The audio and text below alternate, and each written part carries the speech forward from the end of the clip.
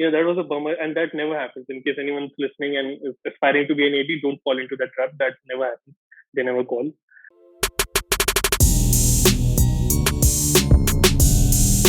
They call Mumbai the city of dreams. Is it really the city of dreams? Welcome back to the channel. I hope you're doing absolutely fine.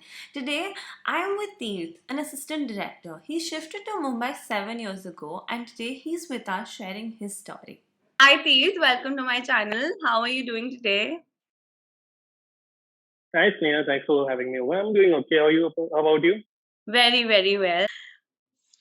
Okay, so let me start by the most basic question Yes, for yes. you. What is the role of an assistant director? Well, to put it into words in such a short time would be a little challenging, but overall, it's basically making sure that your shoot goes through whatever you're working on, the pre-production, the production stage, which is actually the shoot, and the post-production is taken care of. As an assistant director, you make sure all the creative things which are required for the shoot to go through are dealt with. And then you have to side by side work with the production team hands in hand. And yeah, in the pre-production phase, it can start from the script session to the casting process, uh, then coordinating with different departments, the art and the costume, and if there's VFX involved, and so many more departments, the camera team, and making sure that all your everyone has clarity before going to that one day of shoot.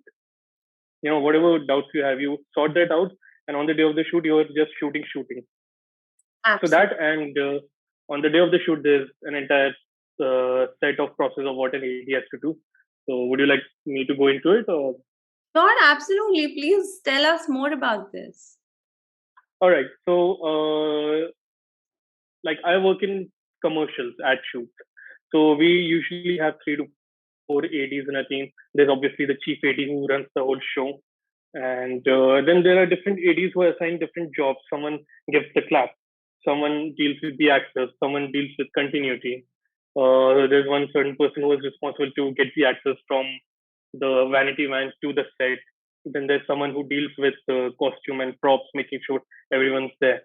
Uh, so these kind of things you have to deal with on shoot, and some would say it's the most important job is to figure out that yeah, you're going to wrap up on time.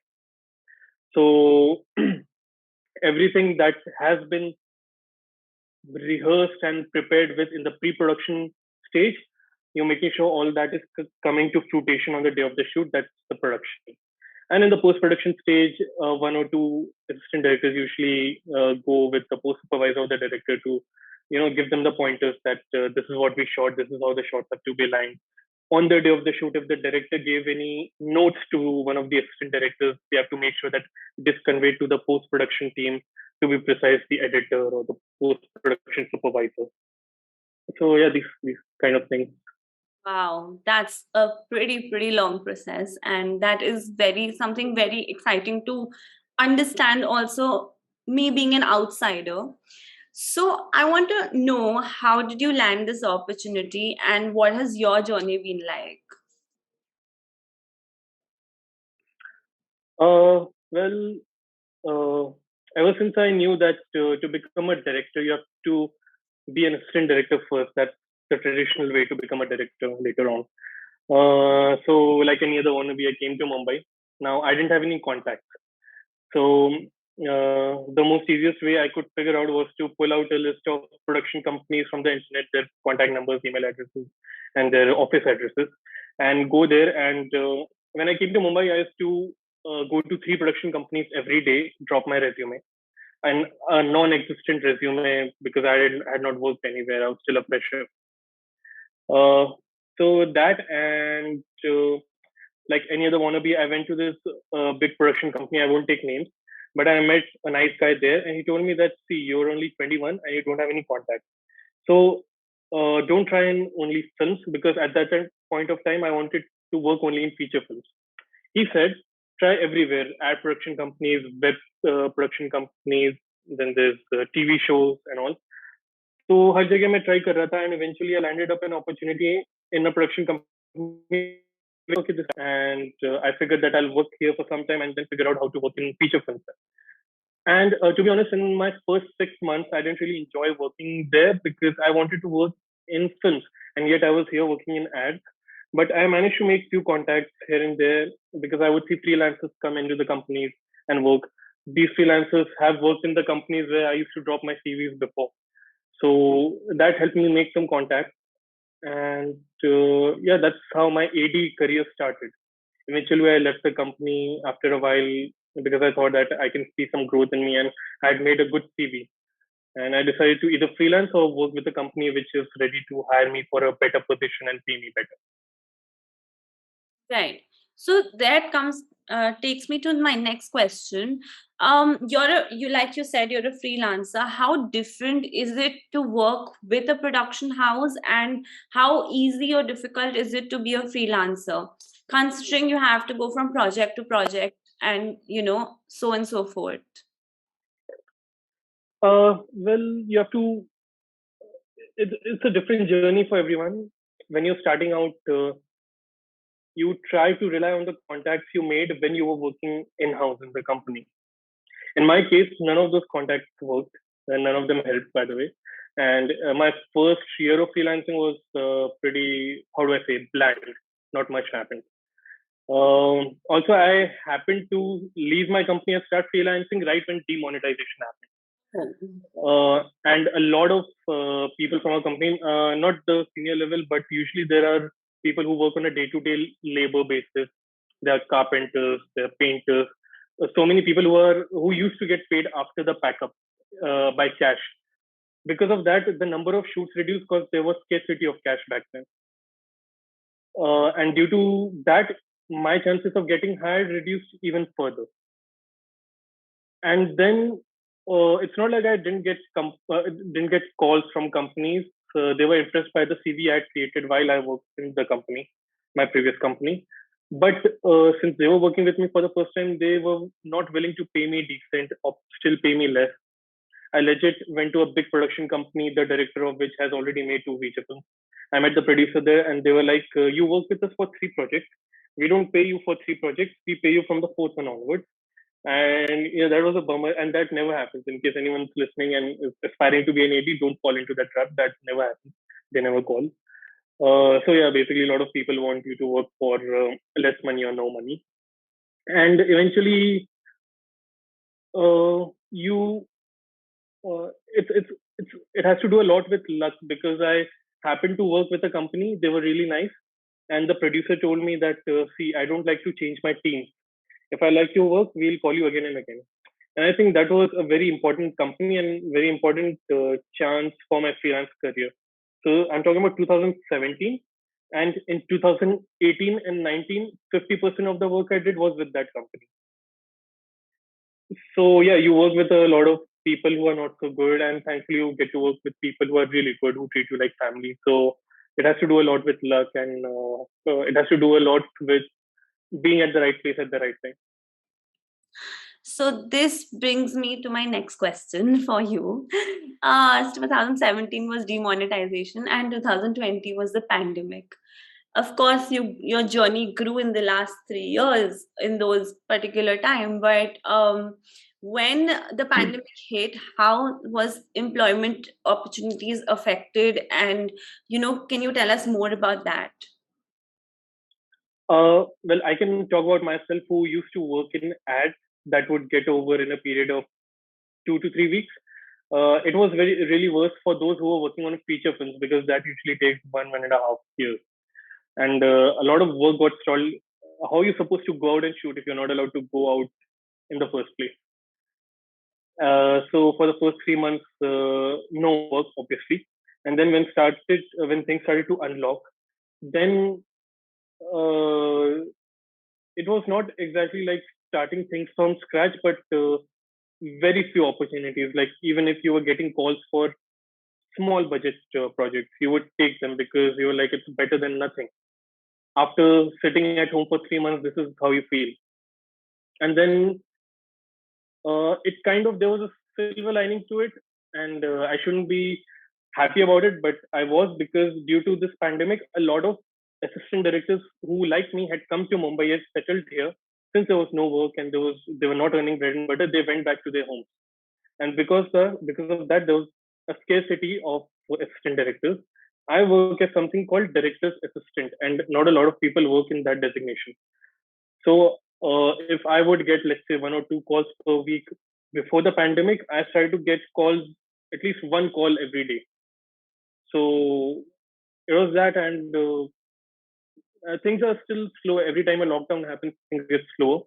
Um, but again, this is where again I say that luck has to play an important part.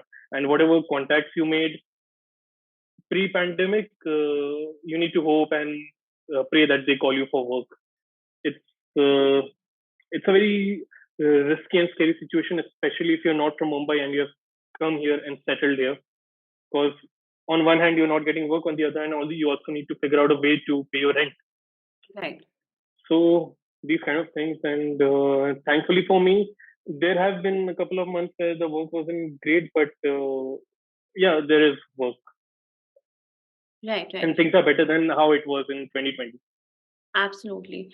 So, can you tell me a little more about those 3 months that you spent? I mean, how did you keep yourself productive, and how did you keep yourself hopeful for the upcoming time? And was there a point where you said you want to pack up everything and go back home, or what was it like for you?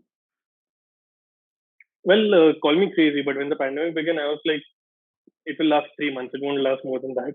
Mhm. So yeah, that happened. Thankfully, only the lockdown lasted 3 months. After that, we got back to working, wearing masks and taking all sort of necessary precautions. And in those 3 months, all I could do, I did a lot of, I attended a lot of workshops which were related to filmmaking, screenwriting, pitching projects to production companies. I did a lot of those.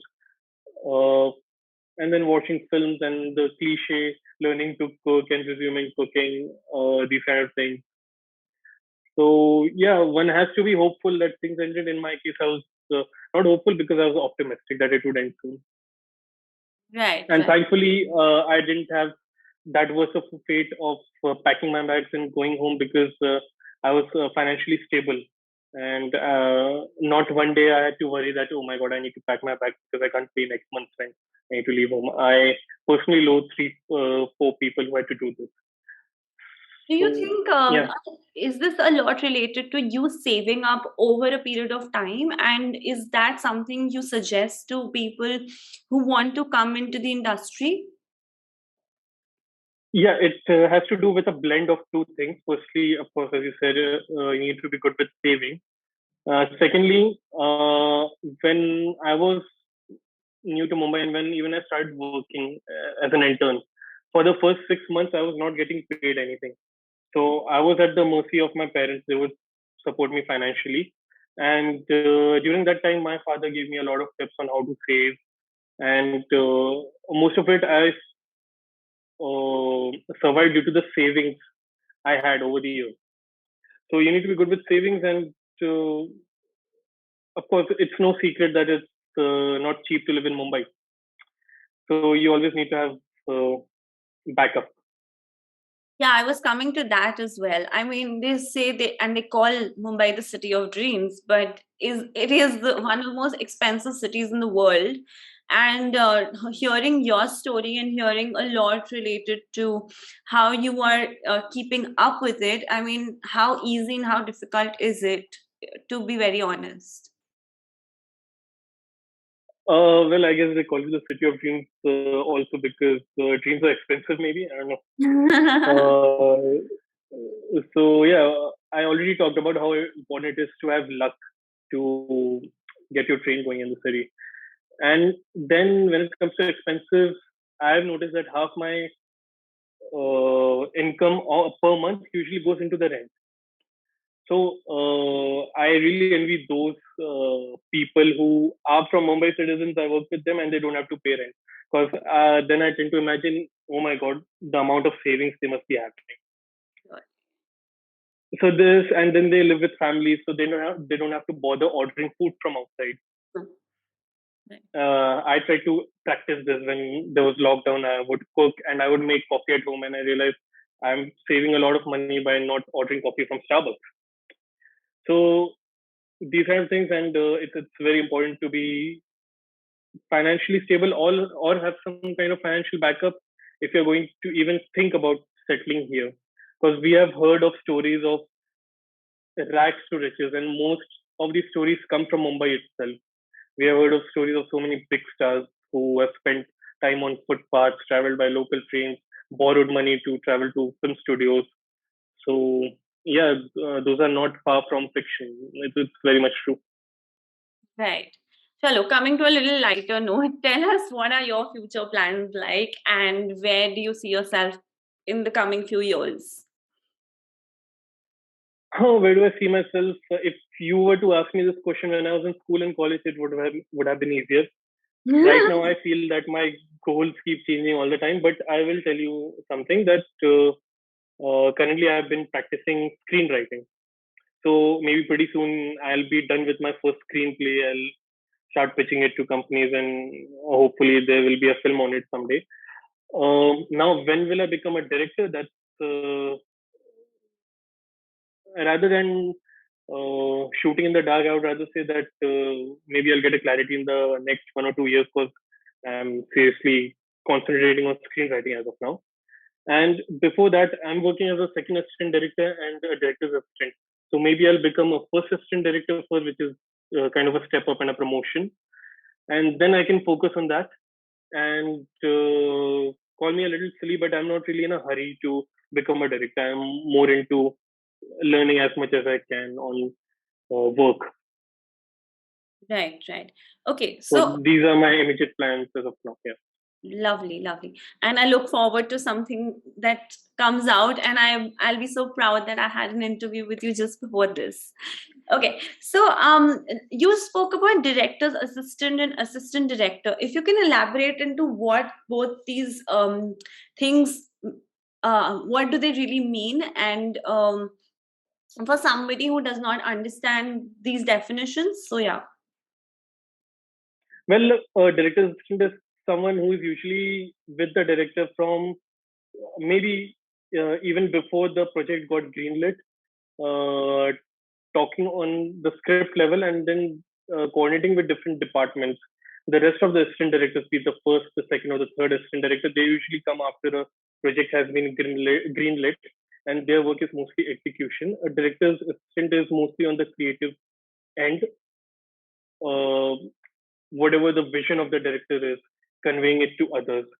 I work in ads, so being a director's assistant, I usually have to make something called pre-production dockets, which is basically, it's a docket, it's a presentation which has all the information regarding the shoot, about what the director's vision is like, the treatment, and everything. But yeah, if, someone told me once when I was still interning, that if you want to be a director, then make sure to be a DA, a director's assistant, because then you will spend more time with the director and get to know more about the director's vision. Otherwise, if you're working as a first, second, third assistant director, you're mostly just executing. You're just mostly following orders. It's more on the logistical side. Being a DA is more on the creative side. Okay. And how does one reach that position? Is it through years of experience, or is it like you talk to the director and say that, okay, I'd like to be a part of your journey? And how does it work basically? It requires at least a couple of years of experience, because you need to see other director assistants and see what they are doing. Okay. Uh, in my experience, since I work in ad films, you need to know how to make a presentation. You need to know how to do referencing. If you're shooting a certain ad, you need to pick up certain lighting references, how lighting in our film is going to be. So you have to pick similar references from other films, ad films, music videos, whatever. So you need to be all of these, and it has to do a lot with how good you are with on the computer, how fast you are with making presentations. So you need to spend a lot of time in front of the screen, basically. Okay, okay, that's interesting. Okay, another quick question I had before I wrap up. So tell me, how does one upskill themselves while working on different projects? Is it through some sort of courses they do, or is it through obviously experience with different directors? And how does it work? It has a lot to do with learning on the job, observing others, learning from your own mistakes, and hoping that you don't repeat them. Uh, but yeah, there's no. I don't think there's a film school that can teach you this no better than how you learn on the set. Because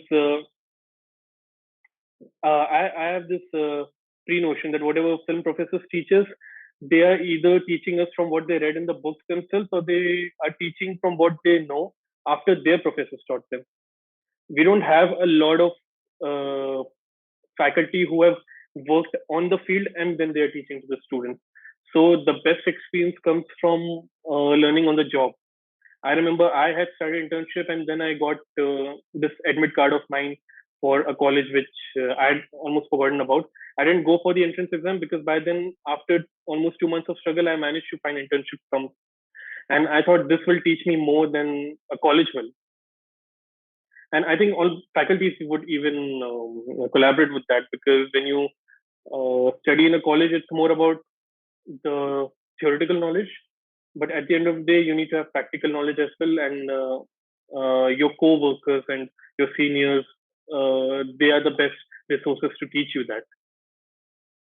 Absolutely, absolutely. If Something if you are learning something which is a little different from what your co-workers know, let's say screenwriting, which I had to buy books and look up online. I learned that separately because I work in ad film, so we are. I am not surrounded by screenwriters. So for something like that, you have to uh, take a course or learn from your own end. Otherwise, you can. I mean, you're working with such talented professionals around you. No better way to learn on the job. right, right. Now that's quite an interesting one. Okay, now coming to my last and final question before I let you go, and I think you're quite tired of this. No, Can no, you no. give five really important tips for anyone who's planning to join the industry, coming from a different city, and yes, considering Mumbai the city of the real dreams. So give us those five, those five things that they must keep in mind, or something that you would give a piece of advice of. Well, learning so much over the years, can I really just pinpoint these to five? Can I just summarize in 5 points? Let me see. Firstly, it's going to be a big step up if you're not from Mumbai itself or you don't have any friends and family here. So be absolutely clear that you want to join this industry in the first place. Secondly, make sure you have some kind of financial stability, as I talked about. That's really important. If you don't have, they say that what's the point of getting a car if you don't have money to put fuel in it? So you need to have that kind of financial stability. Thirdly, the first initial months can be really difficult. So when I say that I used to go to 3 production companies every day and drop my resume, that's just me. For you, it could be within a week or it could be in months. So just never give up hope. And also something I said before, that hopefully you land up at the right place at the right time. Fourthly, and this could be a very random tip, but one of the persons whom I visited to meet regarding an interview, he told me is that never lie on the job, uh, because you do 50 days of pre-production for 1 day of shoot and you still end up goofing up things. You end up making mistakes. And when you are new, when you're at a very junior level, when there's a responsibility over you, that if it's your first or second job, there's a certain kind of insecurity. You may end up lying if you have made any mistakes. But my tip is that don't lie, be honest and upfront. They may not like you, but they'll respect you for it. And in an industry like this, no one wants to work with liars and someone they cannot trust. And lastly, I don't know, just be hopeful that things will get better. And even if you're not enjoying a certain gig, a certain project, there's always a silver lining to it. If you're not, let's say you are working on an ad or your short film, you have the script. You don't enjoy the script, it's okay. You can still work on, learn on the job. You can learn from your coworkers. There's always something to learn. There's one pro to learn from every project. And being as a freelancer, when you get to meet so many different people on every project, I've noticed that even after years of working, I get to learn things which I have not learned before. And maybe even after spending 10 years in a film school, I wouldn't have learned. So, yeah, always be aware, be a good listener, because when you're talking, you're only sharing information that you already know. But if you listen, you'll get to know a lot of new things. And an industry which is such foreign to you, there's a lot to learn.